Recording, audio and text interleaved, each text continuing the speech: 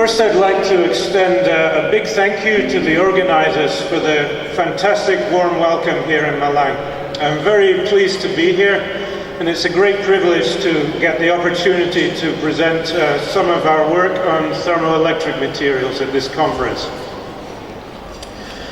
So the title of my talk is about chalcogenide thermoelectric materials, and that's what I'd like to focus on for the most part in this talk, although I will not only restrict myself to chalcogenides, but I'll talk about oxides and some other materials as well. So I'll try and keep the talk fairly general, and to give quite a broad overview of how I think the field of thermoelectric materials stands at the moment, and what are some of the future prospects for these materials. So, if you please look at the screen to the left of me, I'll try and use a laser pointer to point out some things on this screen here. I think it's more difficult to do on the screen behind me. So I'm from the University of Groningen in the Netherlands. Now, many of you probably have not heard of Groningen or don't know where it is. So we're in the Netherlands, this little country in the corner of Europe, and Groningen is up in the north of the Netherlands, quite close to the border with Germany. So I'm part of what's called the Zernike Institute for Advanced Materials. Next, please. So we're a materials science institute, quite a multidisciplinary institute, and it encompasses both physics and chemistry, as well as materials science, and some biosciences as well. So we're quite multidisciplinary. A lot of our research themes overlap between these three areas. So we're quite international. We have around 40 professors from, I think, 25 or so different countries. And we currently have about 200 PhD students. So that's the kind of background I'm coming from. Next, please. So as I mentioned, I'm going to talk about thermoelectric materials today. And on this slide you can see an introduction to the thermoelectric effect and basically what it's all about. So the basic principle here is that if you have a semiconductor and on one side of the semiconductor you expose it to a heat source, and on the other side of the semiconductor you have a cold side, then the carriers, whether they are electrons in an N-type semiconductor or whether they are holes in a P-type semiconductor, will diffuse from the hot side to the cold side of the material. And if you have two semiconductor materials, one N-type and one P-type, and you link them up electrically, you can form a closed circuit, and you can generate electrical power this way.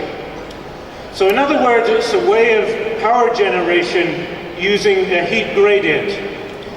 And this can be used as a form of energy harvesting, for example, to harvest waste heat from industrial processes or other sources. So I will mention a few thermoelectric applications a little later. On the bottom right of this slide is a picture of a thermoelectric generator. A lot of this technology is still in the prototype stage, so these are on rather small scale at the moment. And this is a thermoelectric generator on the scale of a few centimeters in size.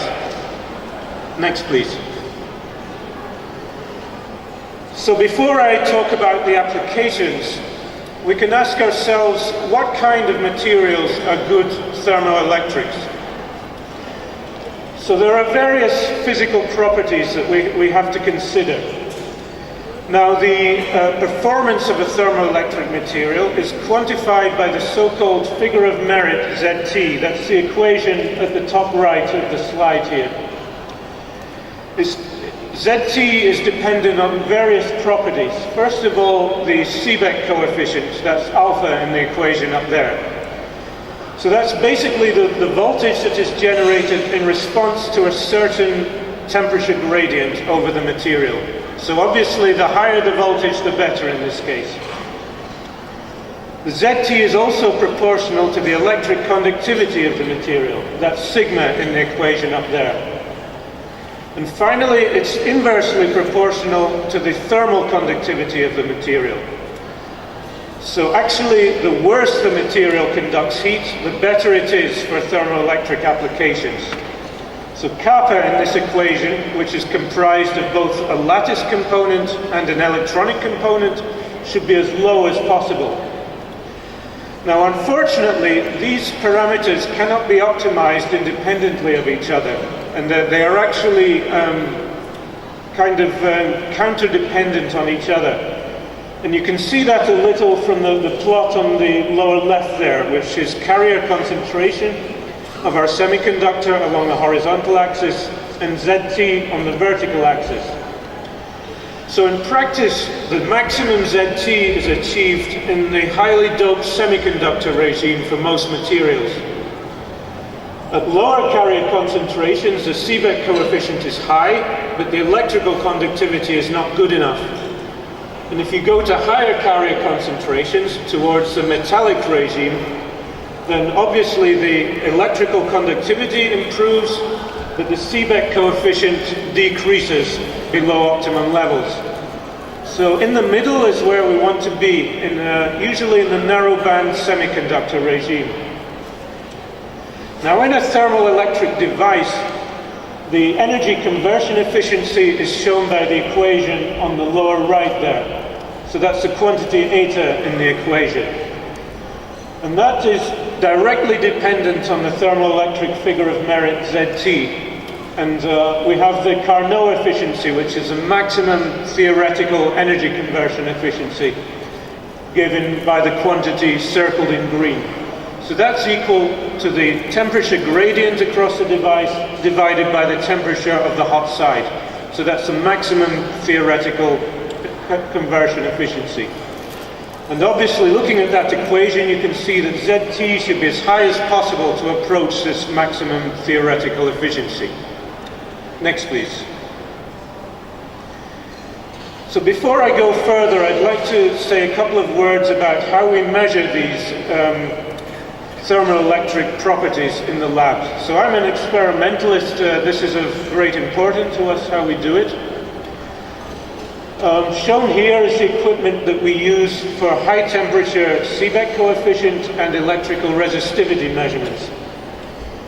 So we have a sample of a few millimeters in size usually, and we contact the sample along one side with a pair of thermocouples. So these also serve as voltage probes when we do a 4-probe electrical resistivity determination.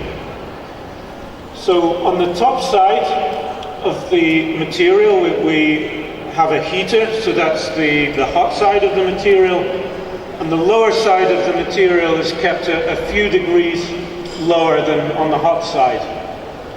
The thermocouples measure the temperature difference between or across a certain known difference, a certain known length of the sample, and we measure using those thermocouples also the voltage that is generated in response to that temperature gradient.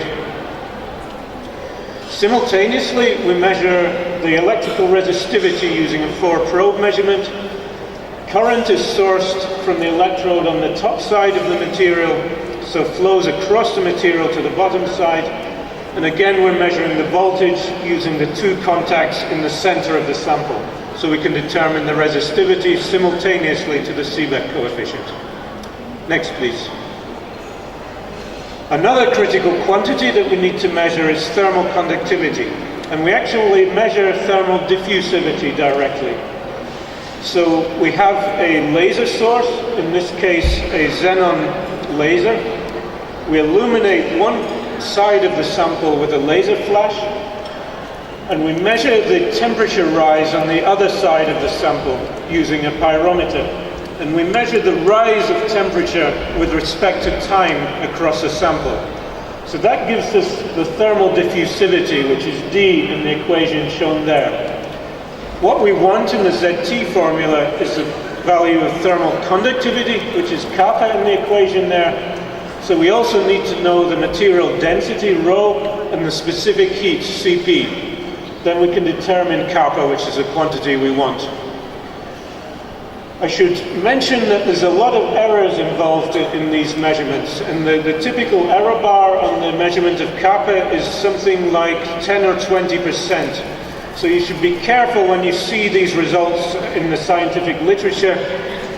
Usually people report these values as if it's exact, but it's not really. You should always bear in mind that there's a very large error bar on this. Next, please. So I'll mention now a few applications of thermoelectric materials. So thermoelectrics have been known for quite a long time, and they've been used in certain applications since the 1960s. But these have been very specialized niche applications, I would say. And that's because the efficiency of thermoelectric materials is basically not high enough currently for widespread commercial use. So, for example, thermoelectrics have been used in situations where other forms of power supply are not possible or not reliable. For example, in space science. NASA has been using thermoelectric power generators since the 1960s, and most recently on the Mars rovers, for example, Curiosity, they have thermoelectric power generators. So these use radioactive decay, so that they use the alpha decay of plutonium-238, which generates a lot of heat, and then they can couple that to a thermoelectric power generator, and it gives a stable, long-term power supply.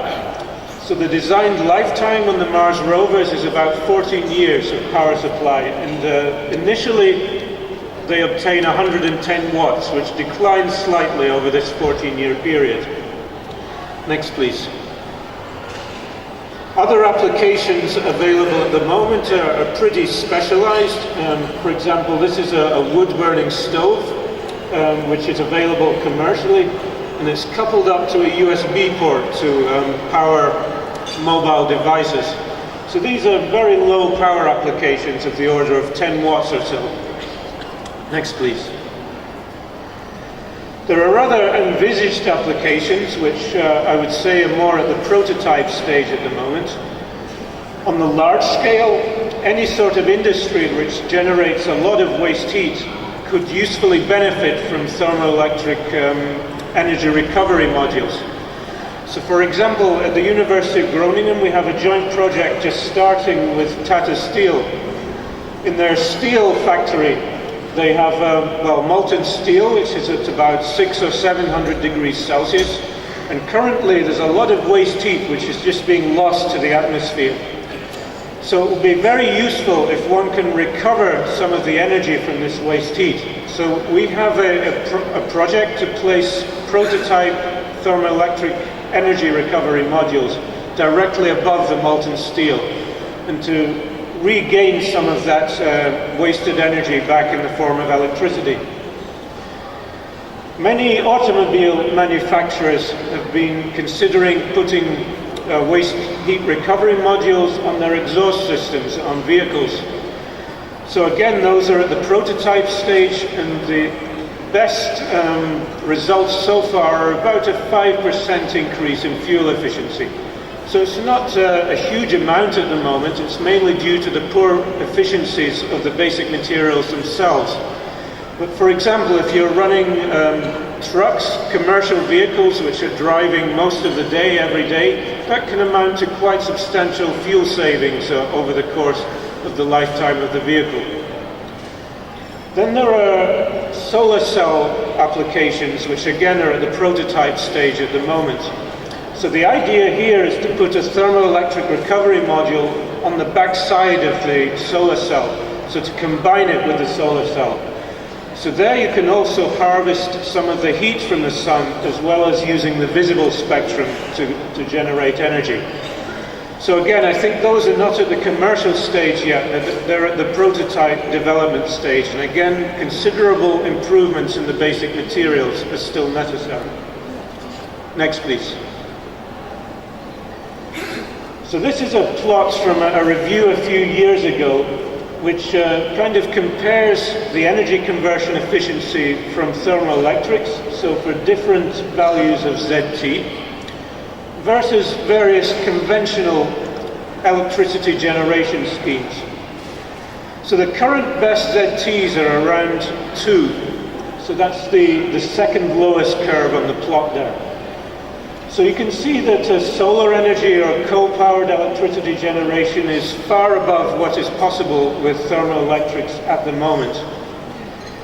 It's a bit of an open question as to how high ZT can go. People think it can maybe reach around 4 with further materials development, but that's a few years in the future currently. So we're currently around ZT equals 2. Next, please.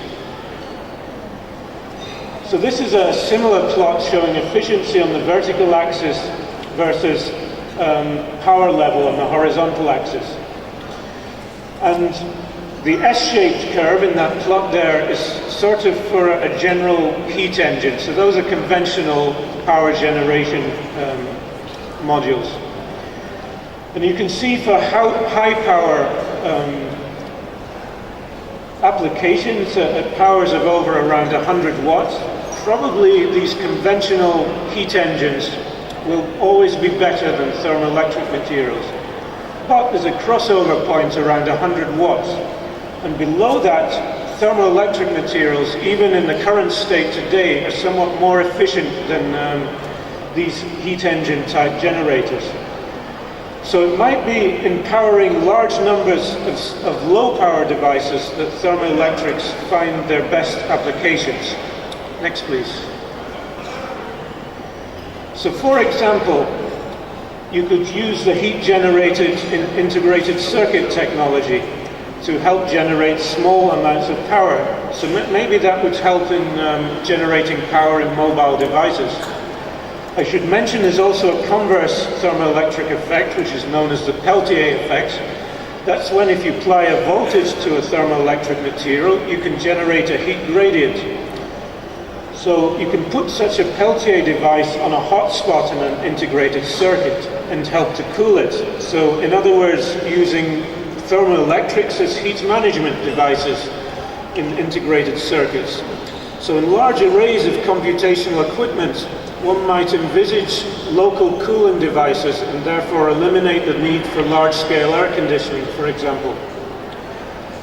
There's also ideas of using thermoelectric power generation in medical implants. So if one could use simply body heat to power medical implants instead of having the need to replace batteries every few years, of course that would be a great advantage to patients. You could have medical implants with almost infinite lifetimes with regards to power. Next, please. So moving on now to one theory slide that I'd like to show about materials and how to make them better in terms of thermoelectric properties. So I apologize for the small writing and the equations on this slide. I'd just like to point out one or two things about the interdependency of thermoelectric properties. So if you look at the equation on the left-hand side for alpha there, it is dependent on basically two materials parameters which can be changed chemically. So first of all, the carrier concentration in the material, whether that's electrons or holes. So that can generally be controlled by doping the material with an impurity atom. And related to that, and related to the electronic band structure of the material, you can see that the Seebeck coefficient alpha is directly proportional to the carrier effective mass, M star, in that equation. So that's again to do with the electronic band structure of the material.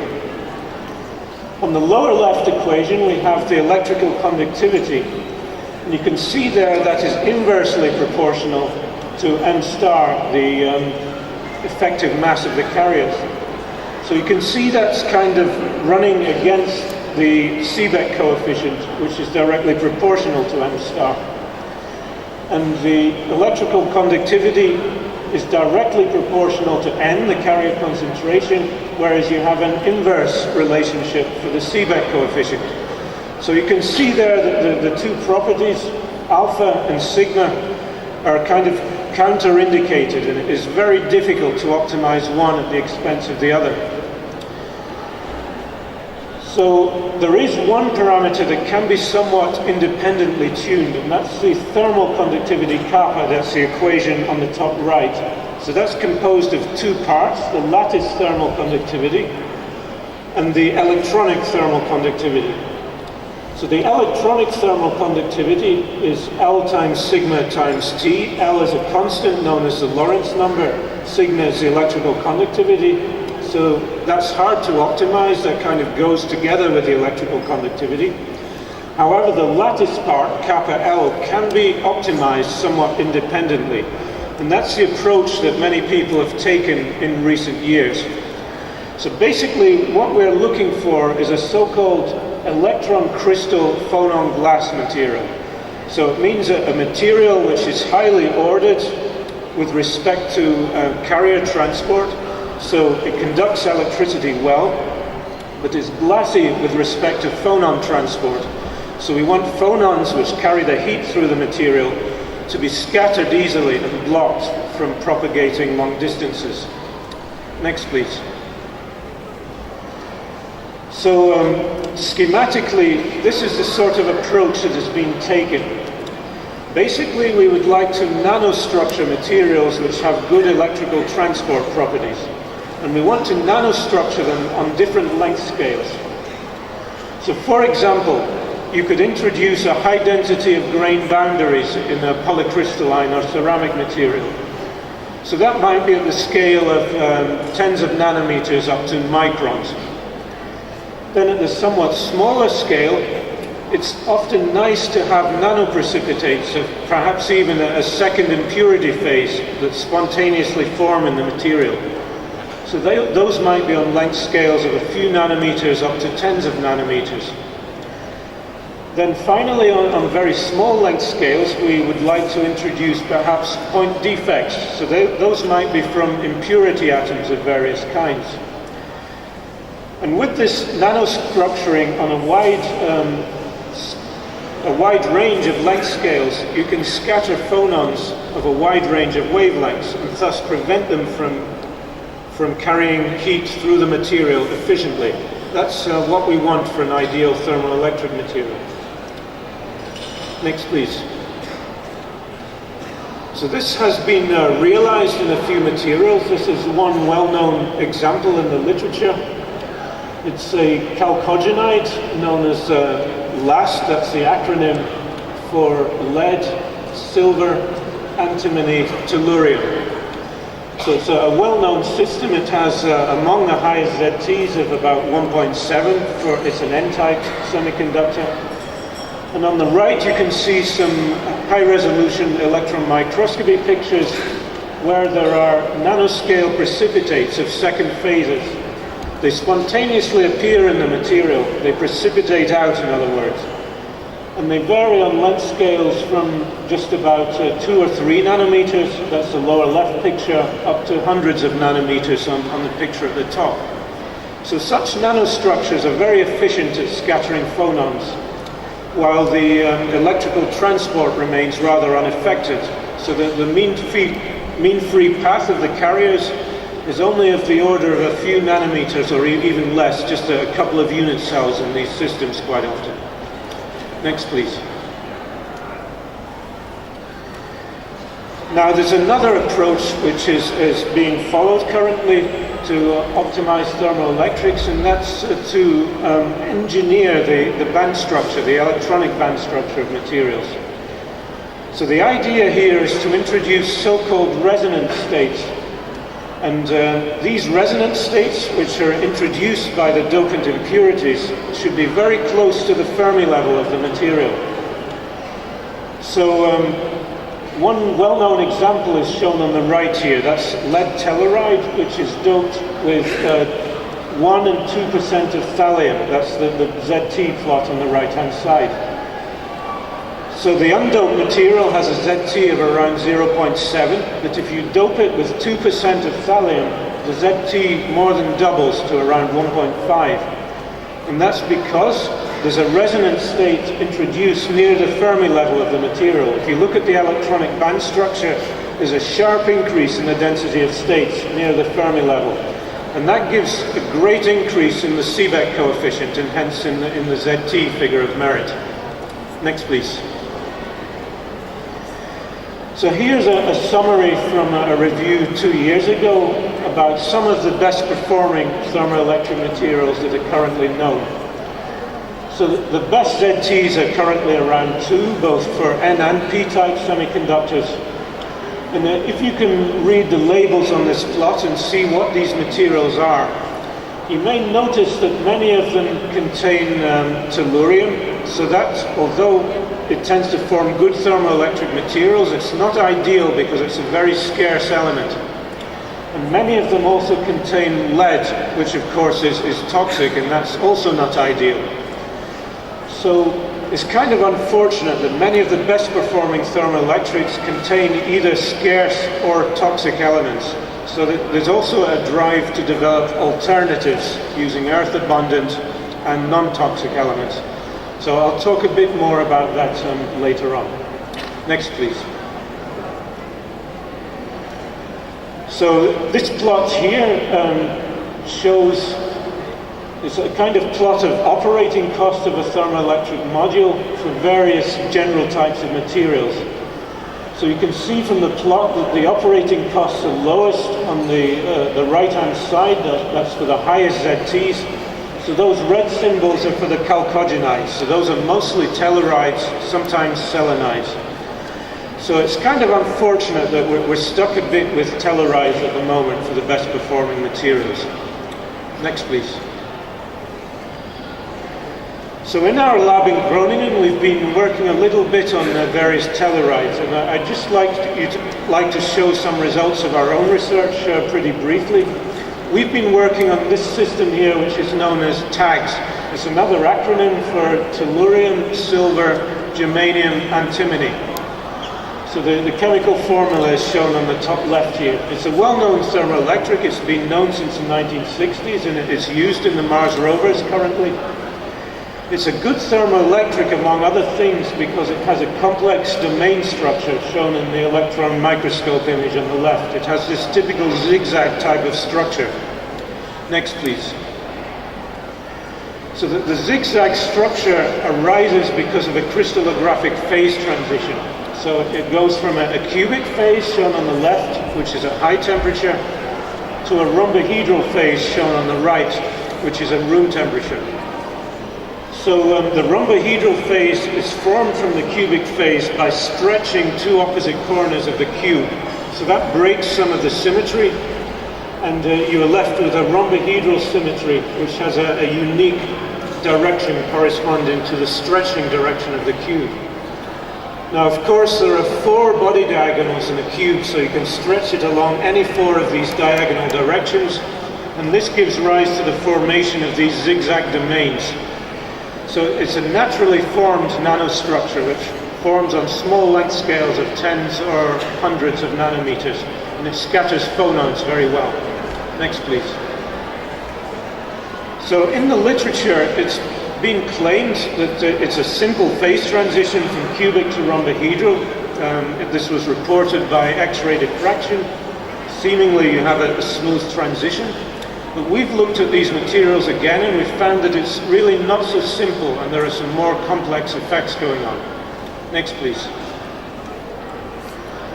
So also, if you look in the literature at the thermoelectric properties that have been reported, without going through this table in detail, there are large variations between different reports of up to 30% in, for example, the electrical conductivity and the Seebeck coefficient. So it suggests that these samples are not all the same. People are not making the same TAGS phases in all these reports. Next, please. So we looked at the system carefully again, and we found that by carefully modulating the synthesis conditions, we can actually form different crystal structures of TAGS at room temperature. So by quenching directly from the melt, we form a kind of messy phase which contains mixed rhombohedral samples. This is often the method that's used in literature reports. and also I think by, for example, NASA in their thermoelectric modules. We found that if we use a more controlled cooling process, we can stabilize either the rhombohedral form or an apparently cubic form at room temperature.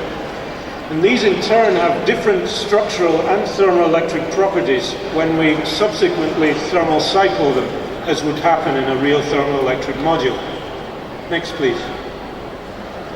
So we found, for example, that if we take the rhombohedral form of tags and heat it up, so these are X-ray diffraction diagrams, that it converts to a complex layered form of tags. It has trigonal symmetry and it has 40 layers. So there is one vacancy layer in a unit cell here, which apparently is on the germanium, antimony and silver site. That's a disordered site containing all three cations. And together with this we have the spontaneous precipitation of an impurity phase, silver 8, germanium, tellurium 6. So that spontaneously comes out of the tags phase when you heat it up. When you heat it up further to above 350 Celsius, the impurity phase redissolves again in the tags matrix. It disappears and the material becomes purely cubic. So the operating temperature range in a tags thermoelectric module is mostly in this intermediate regime where we have the spontaneous precipitation of the impurity phase. So this is likely helping to lower the thermal conductivity and gives us the good thermoelectric properties. Next, please. So a similar thing happens in the cubic form of tags, which hadn't been reported before. We again get, this time, an irreversible phase transformation to a different trigonal layer structure, this time with 21 layers. And this time it appears to have a tellurium vacancy layer, 1 per unit cell. And again we have this spontaneous precipitation of the silver 8 germanium tellurium 6 phase. And in this case it's irreversible. If we cool that back down to room temperature, we're left with the trigonal phase. And unfortunately the thermoelectric properties of this one are not so good as the rhombohedral one. But it shows that the structural properties of these tags thermoelectrics, although they've been known since the 1960s, are much more complex than have been previously appreciated. Next, please. This cubic phase at room temperature, although it looks cubic by X-ray diffraction, when you look at electron microscopy images, you still see the zigzag domain structure, which I think is impossible to have in the cubic phase. So this may be a case of X-ray diffraction only showing the broad average structure of the material, whereas on the local length scales it may be still rhombohedral, but this is still a bit of an open question and we need to investigate this further. Next, please. So this is what we think is happening. We have the spontaneous precipitation of an impurity phase, which leads to vacancies in the main tags phase. And as we heat them up, those vacancies become ordered in planes within the structure. And so we generate these new crystal structures with long C-axis and ordered vacancy layers. So this is similar to a previous report where vacancies were purposely introduced in a germanium antimony tellurite phase. Next, please. One other thing you can do in the tags materials is to modify the electronic structure by chemical doping. So this has been reported in the literature for just 3 elements, cerium, ytterbium and dysprosium. And you can increase the performance by about 25%, and it's poorly understood why this happens. So these are dopants with magnetic moments, and it's thought that the magnetism of these dopants may have something to do with it. If you have magnetic moments in the lattice, you may favorably scatter the charge carriers in some way. But there's been very little theoretical studies being done on this, so it's unclear why it works. Next, please. So we've investigated a few other dopants in our lab, and we found that even greater increases can be obtained with vanadium and with manganese doping. So these are at just 1% levels, but we can obtain improvements in the efficiency by about 50% using these dopants. So we're still doing some experiments to confirm this, and we don't really understand why it happens. But these magnetic dopants seem to give great improvements. So that's an area I think which is very promising to explore in the future. Next, please. And for those of you who are interested in magnetism, we've also doped with iron. And here we obtain a ferromagnetic response at room temperature at low doping levels of iron. Of course, with iron, you have to be careful that the magnetic signal is not coming from the iron itself or from an impurity phase. We think that's not the case here, because this only works at very low doping levels of iron, at 1%. If you go to 1.5 or 2% doping levels, the ferromagnetic response disappears. So it appears this may be a way to generate a new sort of dilute magnetic semiconductor with ferromagnetic properties at room temperature. So again, this is ongoing research and something we have to investigate further. Next, please. So as I mentioned, using tellurides like tags or like some of the previous systems I mentioned is not ideal. Tellurium is one of the scarcest elements there is. So we would like to move perhaps to other chalcogenides if possible. Next, please. So in general, the 4-6 semiconductors are good thermoelectrics, so we can choose from germanium, tin or lead. Germanium is not good because although it's rather abundant, it's very expensive to process and purify, so it's a very costly element. Lead is toxic, of course, so it would be nice to use perhaps tin instead. And going to the chalcogenides, using sulfur or selenium would be preferable to using tellurium. Next, please. So actually this has been investigated recently, and the current world record holder of ZT is this material, tin telluride. So this has a ZT of 2.6 along one of the crystallographic axes. It's a very anisotropic material because it has a distinctive layered structure shown in the inset of the plot there. Now, although this has been reported as a world record ZT, there have been many groups who have tried to reproduce these results, especially in polycrystalline samples, which are favorable for large-scale bulk processing. But unfortunately, ZTs of only less than 1 have been produced in polycrystalline samples. So there's a lot of ongoing work there to see if this is really genuine. If so, it can probably be very usefully used as a bulk and a much cheaper thermoelectric material. Next, please. Other systems that have been investigated recently are a couple shown here. These contain mostly earth-abundant and cheaper elements.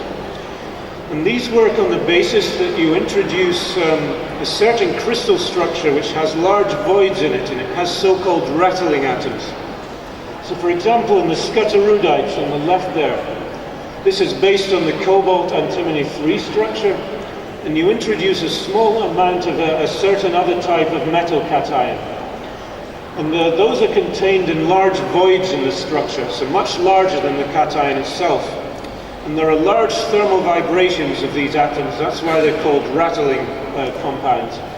And this again helps to scatter phonons and lower the thermal conductivity. A similar process occurs in the clathrate group of materials that's shown on the right there. For example, barium 8, gallium 16, silicon 30. Again, all cheap materials. ZTs of approaching 1 have been achieved here. And here again, the barium cations are enclosed in large cages in the crystal structure, and they're able to have large thermal vibrations and rattle around. Next, please. Another similar material is the tetrahedrites. And here, although there are not really large voids, there are copper cations, which are shown in blue on the left-hand side, and they have a unique coordination by 3 sulfur anions. And these copper cations also are allowed to vibrate with a very large amplitude perpendicular to the plane of these copper S3 units. So again, this helps to scatter phonons. And these tetrahedrites, which are sulfides, they're also achieving ZTs of around 0.7 in the latest results. Next, please. One can also go to silicides, so those are the materials we're using in the prototype modules with Tata Steel. So these are incommensurate crystal structures where we have a manganese sublattice which does not exactly match the periodicity of the silicon sublattice.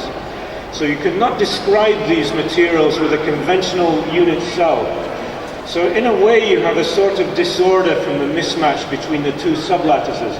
And this again gives rise to good phonon scattering and good thermoelectric properties.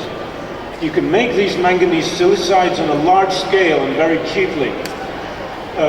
So what is done by Tata Steel is they grow large thin plates of the materials, and they can build energy harvesting modules on the meter squared scale. So they're very cheap materials, and although ZT is only around 0.5, they can still get a lot of their waste heat back, which is otherwise just lost. So they're interested in any kind of cost savings they can get. So these types of materials may be useful for any large-scale industry which has a lot of waste heat. Next, please. I'm sorry, 2 minutes left. 2 minutes. So just very quickly, oxides are also of interest, especially the best performing oxides have ZTs approaching 1. And they usually have triangular lattice structures with the so-called cadmium iodine 3 structure. So the prototype is sodium cobaltate. That's the best performing oxide by far. Next, please. And this is a similar material that we've made in our lab. It's a new material containing rhodium. And again, it has a similar triangular lattice of the transition metal rhodium oxide. And sandwiched in between the rhodium oxide layers are in this case barium oxide layers, which don't exactly match. So again you have a mismatch of lattices and disorder and good thermoelectric properties. Next, please. So just quickly I'd like to show a couple of possible future directions. One being talked about the inorganic-organic hybrid perovskites, which are well known as solar nacelle materials. There are also some predictions shown on the right that they're good thermoelectrics. What one has to do here is dope them though to get a high enough carrier concentration, and that has not been successfully done yet. Next, please. And other possible systems are perhaps hybrid systems containing inorganics in a conducting organic matrix. So for example in a conducting organic polymer. And those are materials we're beginning to look at in Groningen nowadays. For example, with inorganic quantum dots. Next, please. So just to summarize what I've gone over in the talk, and what is my opinion of the current state of thermoelectrics, currently chalcogenides are still the best materials, and we need to find alternatives to replace tellurium and toxic lead. So there is a lot of progress on many different material systems being made. Oxides may have a future. They're generally cheap and easy to synthesize, but they're still far behind chalcogenides in terms of performance. And actually, in the future, hybrid systems may be best, containing a combination of inorganics and cheap, easy, low-temperature processable organic materials. Next, please. So I'd just finally like to thank my collaborators listed here, and I'd like to thank you very much for your attention.